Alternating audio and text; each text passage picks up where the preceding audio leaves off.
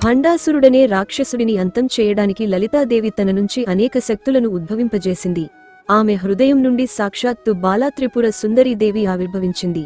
భండాసురుడితో జరిగిన మహాయుద్ధంలో రెండో రోజున అతను తన 30 మంది కుమారులను యుద్ధానికి పంపాడు.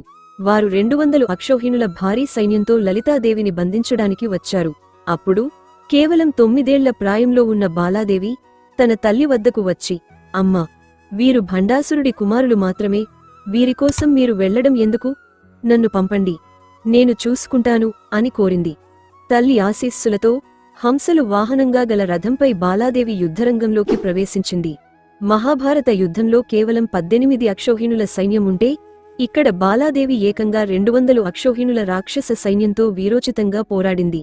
చివరికి ఆమె నారాయణాస్త్రాన్ని ప్రయోగించి ఆ రాక్షస సైన్యాన్ని భస్మం చేయడమే కాకుండా భండాసురుడి 30 మంది కుమారుల శిరస్సులను ఖండించింది. అందుకే లలితా సహస్రనామాల్లో ఆమెను భండపుత్ర, వధూద్యుక్త బాలా విక్రమ, నందిత అని కీర్తిస్తారు. బాలాదేవి తన చేతుల్లో అభయముద్ర, జపమాల మరియు పుస్తకాన్ని ధరించి ఉంటుంది.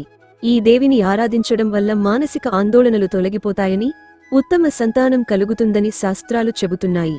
బాలాత్రిపుర సుందరి రూపం మనకు ఇచ్చే గొప్ప సందేశం ఏంటంటే, ప్రతి చిన్నారిలోనూ ఆ జగన్మాతను చూడాలి.